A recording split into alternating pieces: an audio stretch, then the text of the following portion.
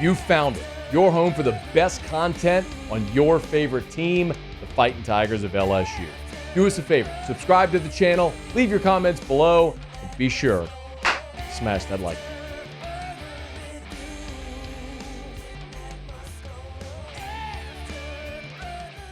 In the transfer portal era, there's not many things that are going to surprise us, right?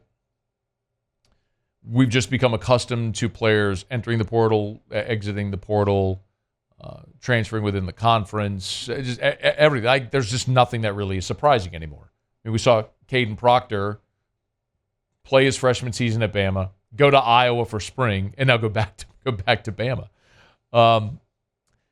But the Joe Cryer situation is an odd scenario that we're probably going to see more and more. So the Cliff's Notes on Joe Cryer, he's an offensive lineman from North Louisiana, and Cryer was an Ole Miss commitment. He visited LSU over the summer, decommitted from Ole Miss on July 30th, and then committed to LSU a day later. Essentially, when he got his LSU offer, he decommitted from Ole Miss and committed to the in-state school. So Cryer, who is a three-star, the number 76 interior offensive lineman in the country, 27th best player in Louisiana, number 842 nationally. That's not the sort of line that's going to really pop, right, when you look at a prospect, when you're talking about LSU signing guys like Will Campbell, Emory Jones, Lance Hurd, Weston Davis. But, my feeling has always been if Brian Kelly and Brad Davis offer an offensive lineman, I'm good with it because clearly they see something. And Brian Kelly, in that interview he did on with Levitard a week ago, when he was asked about could NIL force him into retirement or push him toward retirement like Saban, he said, look, the thing that he loves about coaching, his why, as he put it, is development. Getting kids to graduate and develop them as players and as people. And so when you take a three-star like this, it's the eye on saying, I'll take that kid from Louisiana, bring him into my program and develop him. And we've seen that work in the past. I mean, probably the best example of that is Lloyd Cushenberry. Lloyd Cushenberry signed with LSU. He was the last guy to get his committable offer in the class. It was basically like on signing day, hold on, let me see if we're going to have a spot. They did. He signs. He redshirts. He waits his turn. Like, they even tried to throw him out the boat, and then he finally got his opportunity in spring, held it down, and then was the starter in 2018 and 2019 on the national championship team, and just became the richest center deal in the NFL. So there are success stories of guys that come in as a lightly recruited guy, bide their time, develop, get better, and then take off. And I'm sure that was the target here with Joe Cryer. But it's also very clear that when you're a freshman, especially at the line of scrimmage, your path to the field is generally going to be a long one. Will Campbell and Emory Jones playing as freshmen, they are the outlier. They are the exception, not the rule. The rule is Lance Hurd. You're a five-star. Lance Hurd was, by On3, the number 22 prospect in the country. That's 22 overall at any position. I mean, he was a top 30 prospect in America. Comes into LSU and is basically a backup. Played on special teams. Somebody got hurt. He went in there. I think the Mississippi State game he played when Emory Jones was out. But, man, it's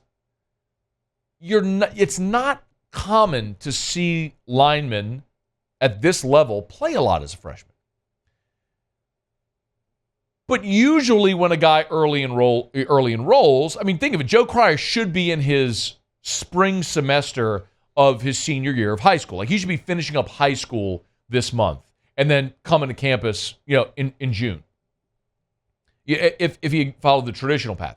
So most guys that early enroll do so with an eye on getting on the field more quickly. That's why you come in the spring.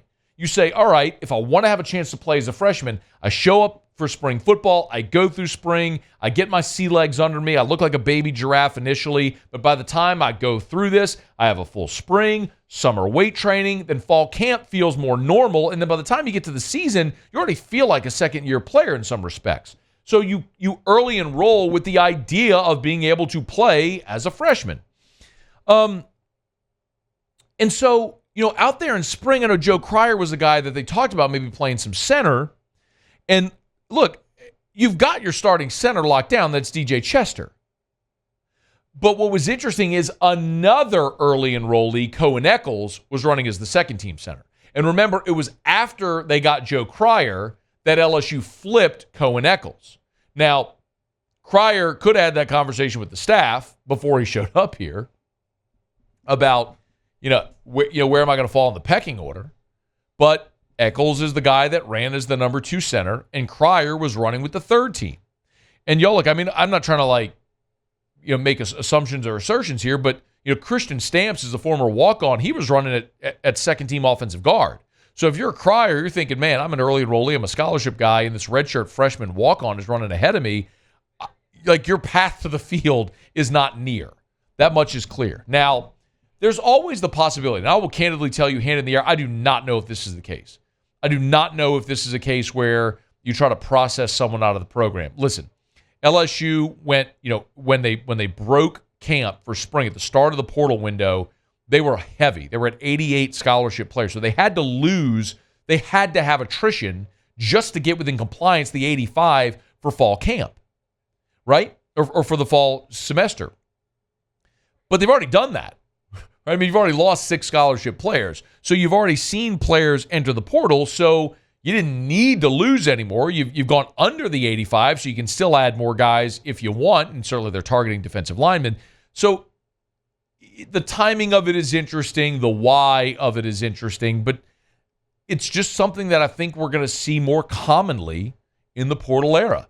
As strange as it is for a guy to sign, early enroll, go through spring and say, this isn't for me, I just think in the portal era, you shrug your shoulders and say that's just how it's going to be now. So he'll find a better option. But when I look at the LSU offensive line, we all know what you have this year, right? You got Chester at center, Dellinger and Frazier at guard, Campbell and Jones at tackle. Like, your starting 5, you will be in the conversation for the best offensive line in football. Like, I don't know who's got the best offensive line in football. Michigan and Washington were great last year. They lost a bunch of guys. LSU's got 4 guys returning. I don't know what everybody in the country has on their offensive line, so I'm not going to sit here and pound the table and say definitively LSU's the best line in the country. But you're going to be able to make that case. Like, that should be the dominant unit on this team.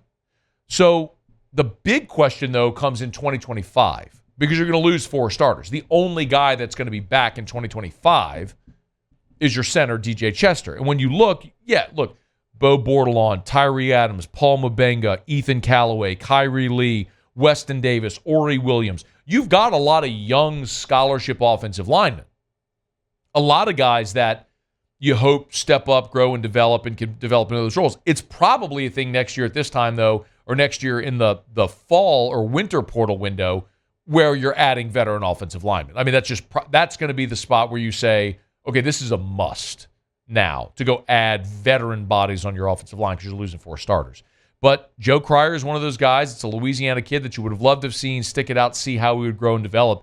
But in this era, that's the kind of player that you're just probably not going to see stick around when he has the opportunity to leave. So Joe Cryer hits the transfer portal early enrolls at LSU, goes through spring, and now hits the portal before ever even getting suit up as a Tiger. Wish him well wherever he goes next. But LSU with 13 scholarship offensive linemen after Cryer's exit, that's more than enough. You don't feel like you have to go add anybody else in this portal window. 13 scholarship offensive linemen is plenty. And keep in mind, that's with Kimo Makanaioli moving to the defensive line. Like, in theory, if you needed to, you could always move Kimo back and give you depth or a rotational body on the offensive side if it came to that. So Tigers, the numbers are plenty good enough. It's just a matter of the future, which you'll supplement with the portal with the veteran player coming in. As we say, portal giveth, portal taketh away.